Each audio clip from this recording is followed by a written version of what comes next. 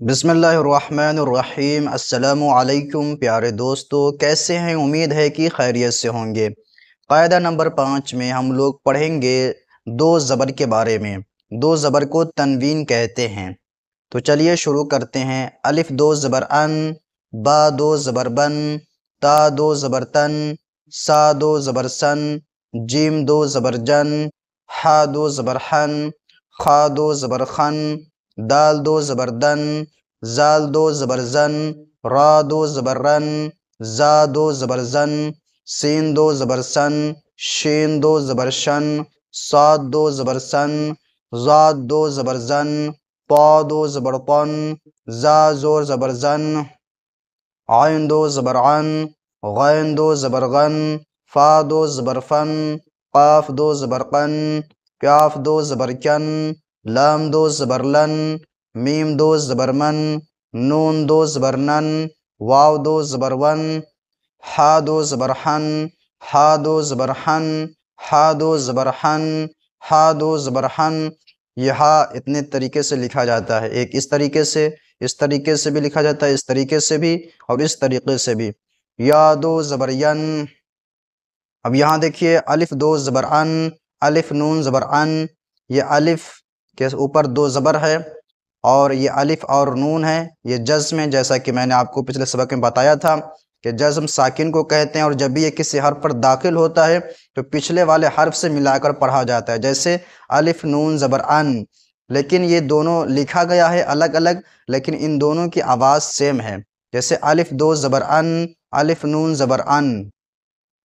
با دو زبر بن، با نون زبر بن، اس میں بھی اسی طرح ہوا ہے، یعنی با دو زبر بن اور با نون زبر بن لکھا گیا ہے الگ الگ، لیکن آواز سیم ہے۔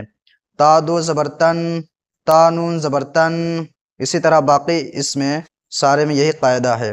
سین دو زبر سن، سین نون زبر سن، فا دو زبر فن، فا نون زبر فن، میم دو زبر من، میم نون زبر من، نون دو زبر نن، نون نون زبر نن، واو دو زبر ون، واو نون زبر ون، یا دو زبر ین، یا نون زبر ین۔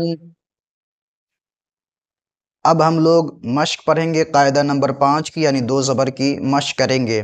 تو چلیے مشق کرتے ہیں۔ قاف الف دو زبر قن، یہ الف اسی طرح لکھا ہوا، اسے پڑھا نہیں جاتا، اس کو اس وقت پڑھا جائے گا جب اس پر مد ہو یا تشدید ہو یا جزم وغیرہ ہو۔ تو چلیے شروع کرتے ہیں۔ قاف الف دو زبر قن، قاف الف دو زبر قن، کاف الف دو زبر کن، کاف الف دو زبر کن، میم الف دو زبر من، میم الف دو زبر من۔ ہمارے ساتھ آپ مشق کریں۔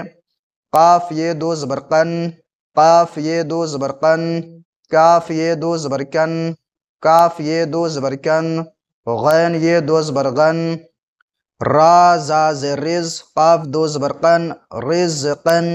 آپ یہاں پر غور کریں کہ یہ پچھلے سبق کا جو ہم نے آپ کو جزم کے بارے میں بتایا تھا کہ جزم ساکن کو کہتے ہیں، اور جب بھی کسی حرف پر داخل ہوتا ہے تو پچھلے والے حرف سے ملا کر پڑھا جاتا ہے، اور یہ قاف دو زبر قن یعنی زبر والی، کہ اس سے سبق قاعدہ نمبر 5 کی مشق ہے۔ یہ دونوں مشق ایک ساتھ ملا کر لکھا گیا ہے تاکہ آپ کو کوئی آگے کوئی بڑا سا لفظ پڑھنے کا طریقہ آ جائے، جیسے رزقن، را ز رز، قاف الف دو زبر قن، رزقن، الف میم زبر ام، را الف دو زبر رن، امرن، ز غین زبر زغ، را الف دو زبر رن، زغرن، عین سین پیش اس، را الف دو زبر رن، عسرن، قاف دال پیش قد، را زبر را، تے دو زبر تن، قدرتن، یا سین پیش یوس، را الف دو زبر رن،